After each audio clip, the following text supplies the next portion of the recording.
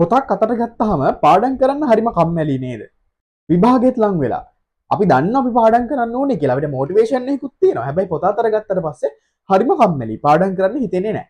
සමහර වෙලාවට විනාඩි දෙක තුනක් පාඩම් කරනකොට වෙන මොකක් හරි දෙයක් මතක් වෙනවා. එක්ක ෆෝන් එක බලන්න හිතනවා, එක්ක ඉස්කෝලේ හරි පන්තියක හරි වෙච්ච දෙයක් මතක් වෙනවා. පාඩම් කරගන්න විදිහක් ඇත්තෙම නැහැ. ඉතින් අද අපි මේ වීඩියෝ එකෙන් කතා කරන්නේ මෙන්න මේ කම්මැලිකම ගැන. මෙහෙම පාඩම් කරන්න කම්මැලිකමක් ඇති වෙන්න විද්‍යාත්මක හේතුව මොකක්ද? ඒ වගේම මේකෙන් ගැලවිලා අපි හරියට පාඩම් කරන්නේ කොහොමද? ඉතින් ඇත්තටම මෙන්න මේ කම්මැලි කියන එක යම්කිසි කෙනෙකුගේ ගතිගුණයක් නෙවෙයි. ඒ කියන්නේ මෙන්න මේ මනුස්සයා කම්මැලි, අපේ පුතා නම් කම්මැලි, අපේ දුව නම් පාඩම් කරන්නේ නැහැ, කොහොමත් කම්මැලි. මෙන්න මේ වගේ කම්මැලිකම කියන එක මිනිස්සෙගේ ගතියක් විදිහට උපතින් ගිහින දෙයක් නෙවෙයි. ඉතින් ඇයි මේ කම්මැලිකම ඇති වෙන්නේ? ඉතින් මේ කම්මැලිකම කියලා කියන්නේ අපේ මොලේ යම්කිසි තත්ත්වයක්. ඉතින් මේක ඇති වෙන්නේ කොහොමද? අපේ මොලේ තියෙන brain reward system එකක්. ඉතින් මොකද්ද මේ brain reward system එකක් කියලා කියන්නේ? ඒ කියන්නේ අපේ මොලේ වැඩ කරන්නේ අපේ මොලේට හම්බෙන rewards වලට අනුව. ඒ කියන්නේ අපි නිකන් සිංහලෙන් කියමුකෝ තෑග්ගක් කියලා. ඒ කියන්නේ අපි සමහර දේවල් කළාම අපේ මොලේට reward එකක් හම්බෙනවා. ඒ කියන්නේ තෑග්ගක් හම්බෙනවා. ඉතින් හැමතිස්සෙම අපේ මොලේ හරිම ලේසියෙන් මහන්සියක් නැතුව රිවෝඩ් එකක් එහෙම නැත්නම් තෑග්ගක් හම්බෙන විදිය දේවල් කරන්න හරිම කැමතියි. උදාහරණයක් විදියට ගත්තොත් ඔයා TikTok එකේ, Facebook එකේ, Instagram එකේ Reels, ඒ කියන්නේ short videos නිතර බලනවා නම් අපි ඒවා බලනකොට හරිම ලේසියෙන් අපේ මොලේට රිවෝඩ් එකක් එහෙම නැත්නම් තෑග්ගක් හම්බෙනවා. ඉතින් ඊට අමතරව YouTube එකේ මොකක් හරි short video එකක් වෙන්න පුළුවන්. එහෙම නැත්නම් ඔයගොල්ලෝ game ගහනවා වෙන්න පුළුවන්. ඉතින් මෙන්න මේ වගේ දේවල් වලින් අපේ මොලේ හරිම ලේසියෙන් උත්තේජනය වෙලා, ඒ කියන්නේ ස්ටිමියුලේට් වෙලා අපේ මොලේට තෑග්ගක් හම්බෙනවා. ඉතින් මෙන්න මේ වෙලාවට ශ්‍රාවය වෙන හෝමෝනයක් තියෙනවා. ඒකට කියන අපි ඩෝපමීන් කියලා. ඉතින් මේ ඩෝපමීන් කියලා කියන අපිට සතුටක් ඇති වෙන කෙමිකල් එකක්. ඒ වගේම අපිව මොටිවේට් කරන, අපිව ඩ්‍රයිව් කරන, කියන්නේ අපිව යම්කිසි දෙයක් කරා ගෙනියන්න දායක වෙන හෝමෝනයක්. ඉතින් ඔන්න මං කිව්වාගේ නිතර short videos, Facebook, Instagram Reels, ඊළඟට YouTube එකේ ෂෝට් වීඩියෝස්, TikTok, ඒ වගේම ගේම් ගහන අයට මෙන්න මේ ඩොපමීන් කියන හෝමෝනය නිතර ශ්‍රාවය වෙනවා. ඉතින් එතකොට මොකද්ද වෙන්නේ? එතකොට මේ මොලේට තේරෙනවා මට කිසිම මහන්සියක් වෙන්න ඕනේ නැහැ. මෙන්න මේ වගේ ෂෝට් වීඩියෝ එකක් බලලා පොඩි ගේම් එකක් ගහලා හරිම ලේසියෙන් මට රිවෝඩ් එකක් එහෙම නැත්නම් තෑග්ගක් ගන්න පුළුවන්. එතකොට මේ හෝමෝනේ ශ්‍රාවය වෙලා අපිට සතුටක් දැනෙනවා. ඉතින් මේකේ තියෙන අවුල මොකද්ද? ඉතින් මෙන්න මේ වගේ නිතර ඩෝපමින් ශ්‍රාවය වෙවි අපේ මොලේට සතුටක් ලැබෙන්න ගත්තට පස්සේ, අපේ මොලේට රිවෝඩ් එකක් ලැබෙන්න ගත්තට පස්සේ පාඩම් කරනවා වගේ දේවල් හරිම ස්ලෝ සහ කම්මැලි දේවල්. ඒ කියන්නේ හරිම හිමින් සිද්ධ වෙන හරිම කම්මැලි දේවල් බවට පත් වෙනවා. මේකට හේතුවක් තියෙනවා. දැන් උදාහරණයක් විදිහට ගත්තොත් ඔයා YouTube එකේ ෂෝට් වීඩියෝ එකක් බලනවා. ඉතින් ඔයා ඒක බලනකොටම ඔයාගේ මොලෙන් ඩෝපමින් ශ්‍රාවය වෙලා ඔයාට ඉක්මනට සතුටක්, රිවෝඩ් එකක් ලැබෙනවා. හැබැයි ඔයා පාඩම් කරා කියලා ඔයාට ඇත්තටම එහෙම එකක් ලැබෙන්නේ නැහැ. ඒකට හේතුව ඔයා පාඩම් කරන්නේ සමහර තව මාස 6ක්, මාස 8ක් වගේ ඉස්සරහා තියෙන එක්සෑම් එකකට වෙන්න පුළුවන්. එහෙම නැත්නම් ටර්ම් ටෙස්ට් එකකුණත් තව මාස 2-3කින් තියනවා වෙන්න පුළුවන්. ඉතින් මේ වගේ දෙයකට ඔයා මහන්සි වෙනකොට ඔයාගේ මොලේ තේරුම් ගන්නවා දැන් මම මෙච්චර මහන්සි වෙලා පාඩම් කරන්න හදනවා. හැබැයි මට මේකෙන් රිවෝඩ් එකක් මාස ගානකට හම්බෙන්නේ නැහැ. ඒ කියන්නේ දැන් ළමයි ඔයගලන්ට විභාගයකින් සතුටක් ලැබෙන්න නම් ඔයා ඒ විභාගය හොඳට කළා ඔයාට හොඳ රිසල්ට් එකක් එන්න ඕන. ඔයාට ලැබෙන්නේ එන්නේ සතුට. හැබැයි ඒ සතුටේ රිවෝඩ් එක ලැබෙන්න ගොඩක් කල් තියෙනවා. ඒ කියන්නේ සමහර විට දැන් O level කරන ලාපෙක් නම් තව මාස 8ක් විතර එක්සෑම් එකකට තියෙනවා. මාස 8කට පස්සේ ඊට පස්සේ රිසල්ට්ස් එන්න තව මාස 6ක් විතර යනවා. ඊට පස්සේ අවුරුද්දක විතර පස්සේ තමයි ඔයාට ඒකේ සතුටක් ලැබෙන්නේ. ඉතින් මොලේ තේරුම් ගන්න මම මේ දෙයට මගේ මොකද දැන් මම මේකට මහන්සි වුණාට මට මේක රිවෝඩ් එකක් ලැබෙන්නේ නැහැ ඉක්මනට. ඉතින් මොලේ හැමතිස්සෙම බලන්නේ ඊසි රිවෝඩ්ස් වලට. ඒ කියන්නේ හරිම ලේසියෙන් TikTok reel එකක් බලලා, ගේම් එකක් ගහලා මෙන්න මේ වගේ හරිම ලේසියෙන් ගන්න පුළුවන් දේවල් වලට තමයි මොලේ හැමතිස්සෙම නැඹුරු වෙන්නේ. ඒකයි අපි පාඩම් කරන්න ගියත් එක්ක ෆෝන් එක බලන්න හිතෙනවා, එක්ක අපිට වෙන දෙයක් මතක් වෙනවා. මේ වගේ දේවල් වෙන්නේ ඒකයි. එතකොට හැමතිස්සෙම මොලේ බලන්නේ හරිම ලේසියෙන් මහන්සියක් නොවි රිවෝඩ් එකක් ඉක්මනට ලබා ගන්න. ඉතින් දැන් වෙන්න මේ වගේ හැමතිස්සෙම මොලේ ඊසි රිවෝඩ්ස් වලට පුරුදු වෙනවා. ඒ කියන්නේ නිතර ලේසියෙන්ම ටැගි ගන්න, ලේසියෙන්ම රිවෝඩ්ස් ගන්න සතුරු වෙන්න මොලේ පුරුදු වෙනවා. ඉතින් මේවා අපි දන්නවා දිගින් දිගටම අපි කරනකොට TV series එකක් වෙන්න පුළුවන්, TikTok reels බලන එක වෙන්න පුළුවන්, මෙන්න මේ වගේ ගේම් ගහන එක වෙන්න පුළුවන්. මේ වගේ දේවල් නිතර කරනකොට මොකද්ද වෙන්නේ? හැමතිස්සෙම ගොඩක් ලේසියෙන් අපේ ඩෝපමින් ශ්‍රාවය වෙලා අපේ මොලේ උත්තේජනය කරනවා. ඉතින් මෙන්න මේ වගේ නිතර අපේ මොලේ උත්තේජනය වෙන්න ගත්තාම අපේ මොලේ ඩෝපමීන් වලට තියෙන සංවේදීතාවය අඩු වෙනවා. අපි කියන ඩෝපමීන් ඩිසෙන්සිටිසේෂන් කියලා. ඉතින් මෙතනදි වෙන්නේ ඩෝපමීන් වලට අපේ මොලේ සංවේදීතාවය අඩු වෙනවා. ඉතින් මොකද්ද වෙන්නේ? ඉතින් හරිම ලේසියෙන් මොලේ උත්තේජනය කරගෙන රිවෝඩ් එකක් ගන්න පුළුවන් ක්‍රම තියෙද්දි මොලේ මොකටද මෙන්න මේ පාඩම් කරනවා වගේ ලේසියෙන් රිවෝඩ් එකක් හම්බෙන්නේ නැති දෙයකට මහන්සි වෙන්නේ. ඉතින් ඕක තමයි ගොඩක් වෙලාවට සිද්ධ වෙන්නේ. දැන් ඔයගොල්ලෝ පාඩම් කරන්න ගියාට පස්සේ මොලේ තේරුම් ගන්නවා මට මේකේ රිවෝඩ් එකක් නැහැ. අනිත් මට මේකෙන් කිසිම සතුටක් ලැබෙන්නේ නැහැ. එහෙනම් මම මේකට මහන්සි වෙන්නේ නැහැ කියලා. ඉතින් ඔන්න ඔහොම තමයි ළමයි ඕගොල්ලන්ට ඔය පාඩම් කරන්න ඔන්න ඔහොම තමයි ළමයි ඔයගොල්ලන්ට පාඩම් කරන්න කම්මැලිකමක් ඇති වෙන්නේ. ඉතින් මං කිව්වාගේ මේකට ප්‍රධාන හේතුව ඔයගොල්ලෝ කම්මැලිකම කියලා හිතුවට මෙතනදී ඇත්තට වෙන්නේ ඔයගොල්ලන්ගේ මොලේ ඕවර් ස්ටිමියුලේෂන් එකක්. ඒ කියන්නේ අධික ලෙස උත්තේජනය වීමක් සිද්ධ වෙලා තියෙන එක. ඉතින් මෙන්න මේ වගේ වටේ තියෙන දේවල් වලින් උත්තේජනය වෙලා තියෙන මොලේ තවදුරටත් ඔයගොල්ලන්ට පාඩම් කරන වගේ පොඩි දෙයකින් උත්තේජනය කළ සතුටක් ලබා ගන්න විදියක් නැහැ. ඉතින් ඒක තමයි පාඩම් කරන්න එපා වෙන්නේ, පාඩම් කරන්න කම්මැලි හිතෙන්නේ. මේක තමයි මෙතන තියෙන ප්‍රධාන හේතුව.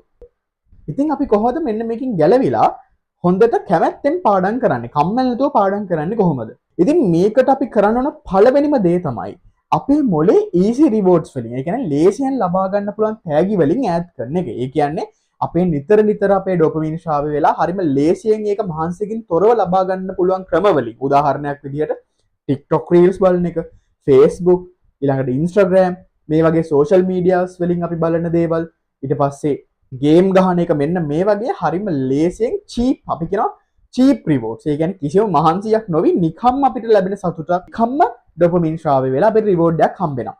මෙන්න මේ වගේ දේවල් වලින් අපි මුලින්ම ගැලවෙන්න ඕනේ. ඉතින් අපි දන්නවා අපිට එකපාරට එක බිඳුව කරන්න අමාරුයි. ඉතින් අපිට පුළුවන් මේක පියවරෙන් පියවර අඩු කරන්න. උදාහරණයක් විදිහට කවුරු හරි කෙනෙක් දැන්ට හැමදාම පැය දෙකක් ගේම් ගහනවා නම් අපිට මුලින්ම පුළුවන් ඕක පැයකට අඩු කරන්න. කවුරු හරි කෙනෙක් දවසට පැය 3ක් විතර Facebook එකේ Instagram එකේ ඉන්නවා නම් අපිට පුළුවන් ඒවා ටික ටික අඩු කරන්න. ඒ පැය 3ක් ඉන්න කෙනා පැය එකමාරක් ඉන්නවා.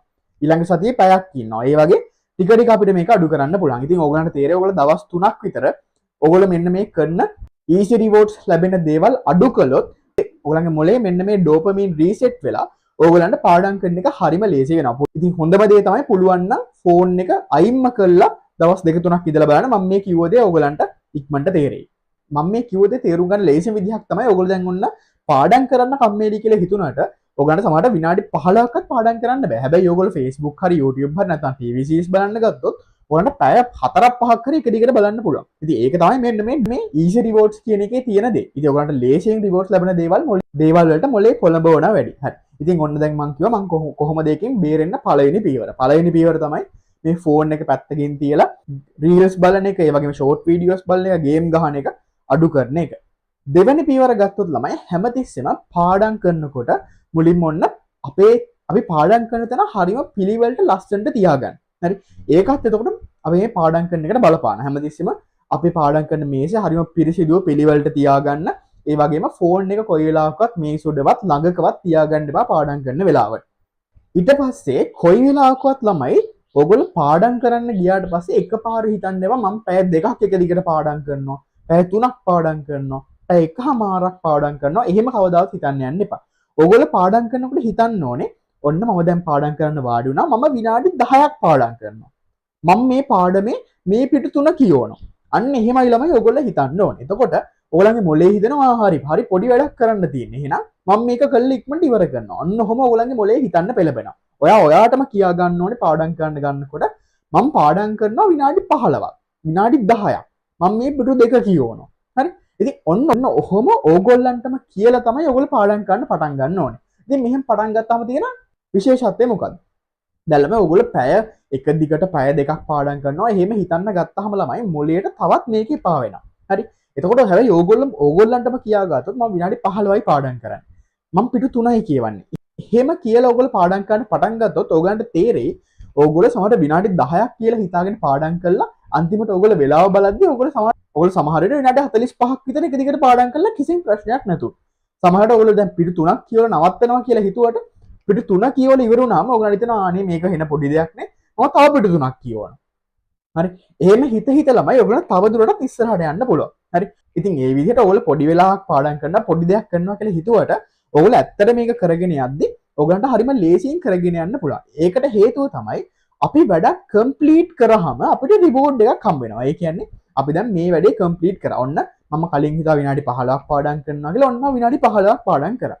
ඔන්න දැන් අපේ මොලේට රිවෝඩ් එකක් හම්බ වෙනවා. ඒ කියන්නේ ඩෝපමින් ඔන්න ශ්‍රාවය වෙනවා. එතකොට අපේ මොලේ උත්තේජනය වෙලා අපිට තවත් මේක ඉස්සරහට කරගෙන යන්න මොටිවේෂන් එකක් මොලේ ඇතුලෙන් අපිට හම්බ වෙනවා. ඉතින් ඒ වගේම තමයි ඔන්න දැන් පිටු 3ක් පාඩම් කරාට පස්සේ අපිට සතුටක් එනවා. ඔන්න මම පිටු 3ක් පාඩම් කරලා ඉවරයි. ඒ දෙන ආනේ මේක හරිම ලේසි වැඩක් නේ. ඔන්න එහෙනම් තව 3ක් පාඩම් කරන්න පුළුවන් කියලා. ඔන්න තව පිටු 3ක් පාඩම් කරන්න පුළුවන් වෙනවා. ඉතින් මෙන්න මේක තමයි වැඩක් කම්ප්ලීට් කරාම අපේ මොලෙන් ලැබෙන රිවෝඩ් එක. ඉතින් ඒ වගේ පොඩි ටාස්ක්. ඒ කියන්නේ ලොකු වැඩක් පොඩි වැඩවලට කඩාගෙන අපිට කරන්න පුළුවන්. එතකොට මෙන්න මේ කම්මැලිකම නැත්තරම නැති වෙනවා.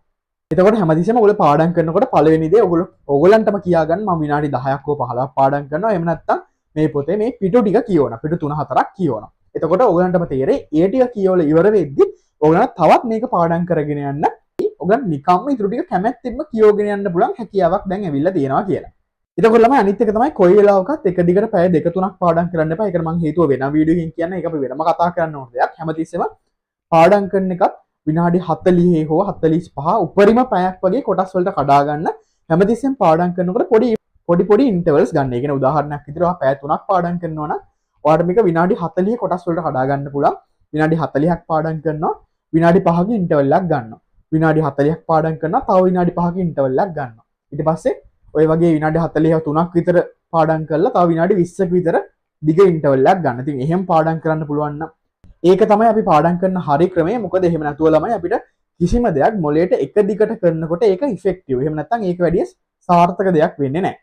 ඉතින් තව දෙයක් තමයි අපි මේ පාඩම් කරන දේවල් වලට අපිට රිවෝඩ්ස් ඇඩ් කරගන්න පුළුවන්. ඒ කියන්නේ උදාහරණයක් විදිහට ඒ කියන්නේ අපි පාඩම් කරොත් අපිට මේ ටැග් ගන්න පුළුවන් කියලා අපි හිතනවා. ඒ කියන්නේ උදාහරණයක් විදිහට ගත්තොත් මම මේ පාඩම දවස් 2-3ක් ඇතුළත කියවලා ඉවර කරාම මම මේ කැමති කෑම මම කනවා. උදාහරණයක් විදිහට චොක්ලට් එකක් වෙන්න පුළුවන්. මොකක් හරි ඔයගොල්ලෝ කැමති කෑමක් මම මේක කනවා. මම මේ පාඩම කියවලා ඉවර වුණා. ඒතර ඒ විදිහට ඕගොල්ලන්ටම ඕන එක එක රිවෝඩ්ස් හදා ගන්නත් පුළුවන්. ඉතින් ඊට අමතරව තව දෙයක් තමයි චෙක් ලිස්ට් එකක් තියාගන්න එක. ඒ කියන්නේ ඔයා හැමතිස්සෙම පාඩම් කරපු සහ කම්ප්ලීට් කරපු දේවල් ඔයා වෙනම ටික් කරගන්නවා. කියන්නේ හරියක් දාගන්න මම මේක දැන් කළා ඉවරයි. උදාහරණයක් විදිහට ඔයා ගත්තොත් එහෙම ඊටම දැන් ඔයා ගන්නවා සයන්ස් වල පළවෙනි පාඩමයි දෙවෙනි පාඩමයි ඉවරයි. ඔයා එක ලියලා හරි මම මේ පාඩම කළා ඉවරයි කියලා ඔය හරි ලියනවා. ඒ කියන්නේ එක්ක ටික් එකක් දාගන්න පොඩි වගුවක් දාගෙන ඒ වගේ කරගන්න. ඉතින් ඒ වගේ ළමයි හැමතිස්සෙම අපි මොලේ අපි යම් කිසි දෙයක් කම්ප්ලීට් කරලා ඉවර කළාම අපිට ඩෝපමින් ශ්‍රාවය කරලා පොඩි රිවෝඩ් එකක් දෙනවා. මේ වගේ චෙක් ලිස්ට් එකක් තියාගෙන අපි කරන දේවල් මාක් කරගන්න එකත් අපිට පාඩම් කරන්න ලේසි කරගන්න ක්‍රමයක්. ඉතින් අපේ පන්ති වලට සම්බන්ධ වෙන ළමයින්ට නම් අපි වෙනම දැන් පටන් ගන්නවා අප්‍රේල් මාසේ ඉඳන් Path to 9 years කියලා වෙනම plan එකක්. ඉතින් මේ 9 years වලට යන plan එකේදී අපි හැම මාසෙම ළමයින්ට චෙක් ලිස්ට් එකක් ටයිම් ටේබල් එකක් ළමයින්ට එවනවා අපේ පන්තිත් එක්ක සම්බන්ධ වෙන ළමයින්ට. ඉතින් ඒගොල්ලන්ට නම් මේක විශේෂයෙන් හදාගන්න දෙයක් නැහැ. මේ අන්තිමට මම කිව්ව දේ අපි ළමයින්ට ලබා දෙනවා. ඉතින් පිළිවෙලට ඒවට ටික කරගෙන යන්න පුළුවන් වෙන්න. ඉතින් දැන් ඔයගොල්ලන්ට තේරෙන්නේ නැති මෙන්න මේ කම්මැලි කියන එක ඕගොල්ලන්ට විතරක් තියෙන දෙයක් නෙවෙයි. ඒක යම්කිසි මොලේ තත්වයක්. ඉතින් ඒක ස්වභාවිකව ඇති වෙන විදිහ මම ඔයගොල්ලන්ට පැහැදිලි කළා මේ ඩෝපමින් සමතුලිතතාවයේ සම්බන්ධයෙන්. ඉතින් මේකෙන් ගැලවෙන විදිහත් මම ඔයගොල්ලන්ට එක්ස්ප්ලেইন කරා කොහොමද මේකෙන් ගැලවෙන්නේ කියලා. ඉතින් ඔයගොල්ලන්ට මේ වීඩියෝ එක සම්බන්ධව මොන හරි ප්‍රශ්න තියෙනවා නම් පහලින් කමෙන්ට් එකක් දාන්න. මේකෙන් ඔයගොල්ලෝ දෙයක් ඉගෙන ගත්තා නම් ඔයගොල්ලන්ගේ යාළුවන්ටත් බලන්න ෂෙයා කරන්න. ඉතින් මේ වගේ educational content දිගටම බලන්න කැමති නම් අපේ YouTube channel එකට subscribe කරන්න.